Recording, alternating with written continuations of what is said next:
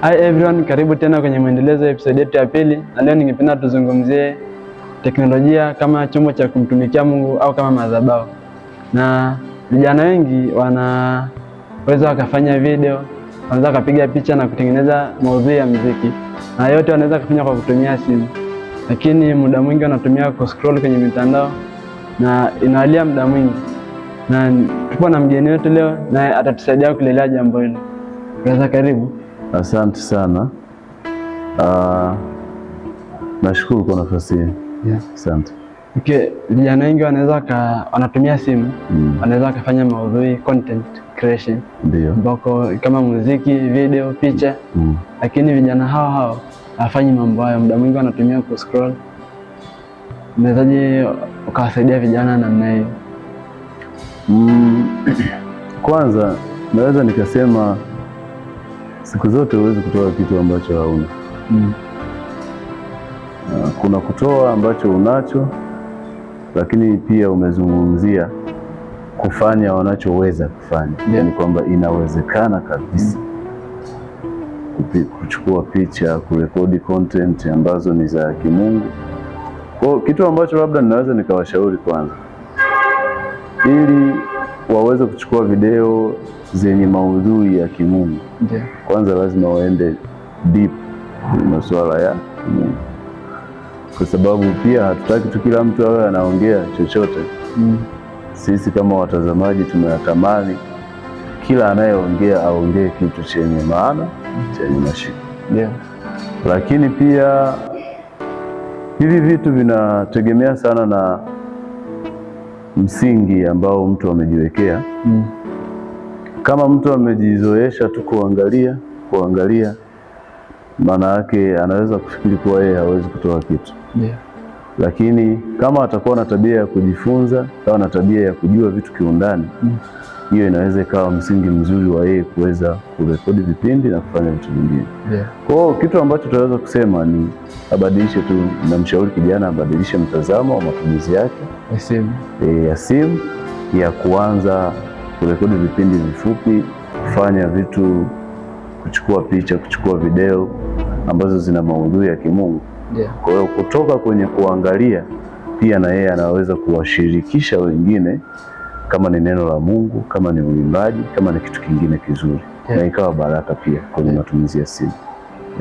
Sasa kuna hatari kubwa ya kuhitaji public attention, kwamba kuna ambao wanaanza kama kumtumikia Mungu, na kuna hatua akifika wanakuwa wanataka public attention, sio kwamba tena wanamtumikia Mungu kupitia kile ambacho wanakifanya. Na au tunasaidiaje watu wa namna hiyo? Kwanza tunajifunza kuwa na tabia ya, kwa namna yoyote ambayo Mungu anakuwa ametupa kipawa au kipaji ambacho kinafanya watu wengi waweze kututazama, ni lazima siku zote tuwe tunatambua kwamba ni neema ya Mungu ambayo ametupa. Sasa kama ni neema ya Mungu, lazima Mungu awe mbele siku zote kuliko sifa na vitu vingine. Na hili ni shauri sana, mahali popote ambapo unafanya huduma yoyote, ukihisi au ukiona wewe unaanza kusifika zaidi personal kuliko Mungu, kwa sababu kwa njia ya sifa, hongera nyingi, na wewe ukaendelea kukubali kusifiwa kuliko yule ambaye amekuinua, huko ni kupotea. Sasa hiyo ni sawa na public attention.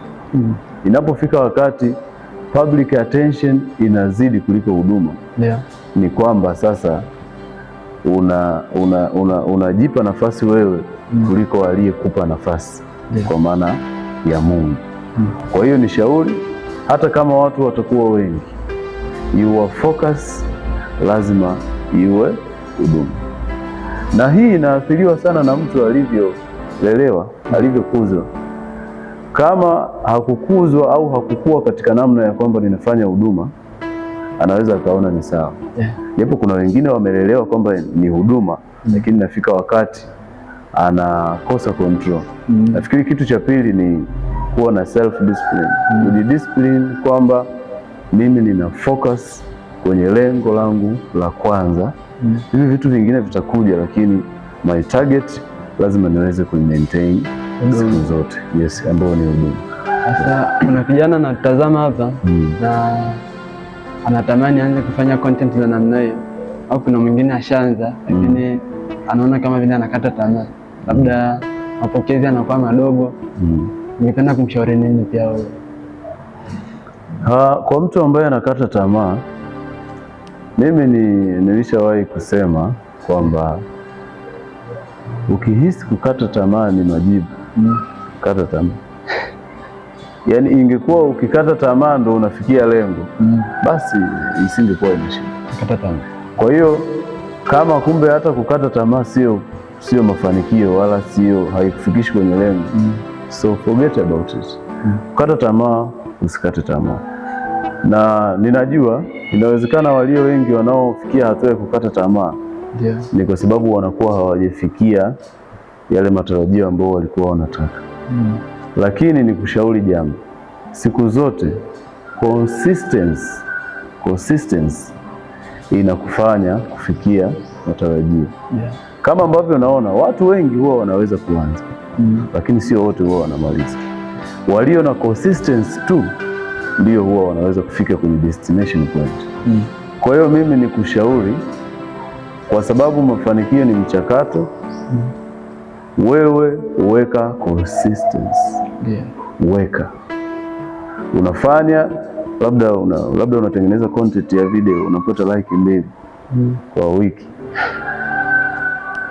Wewe endelea kufanya, endelea kufanya, kwa sababu kadri unavyofanya mara nyingi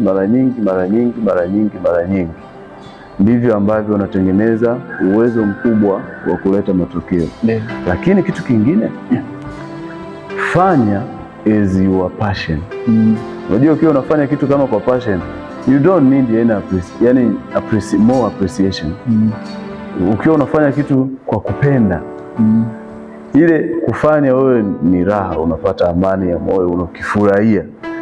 Hauhitaji support ya appreciation. So even though hujapata likes nyingi, kwa sababu you love it, unakipenda bado, so you keep going. Kinakusaidia kuendelea. Kwa tufanye kwa upendo, tuwe na consistency. Pia matokeo au mafanikio ni mchakato. Kwa hiyo haitakuwa overnight process kwamba nimeanza leo wiki na nini nimeshaibuka. Hapana, unaanza taratibu, na baada ya hapo unapata kitu kizuri. Asante sana. Asante. Okay, watazamaji, asanteni kwa kuendelea kutufuatilia. Tunapatikana kwenye mitandao ya kijamii kama Baraka on the Mic, YouTube, Instagram na TikTok.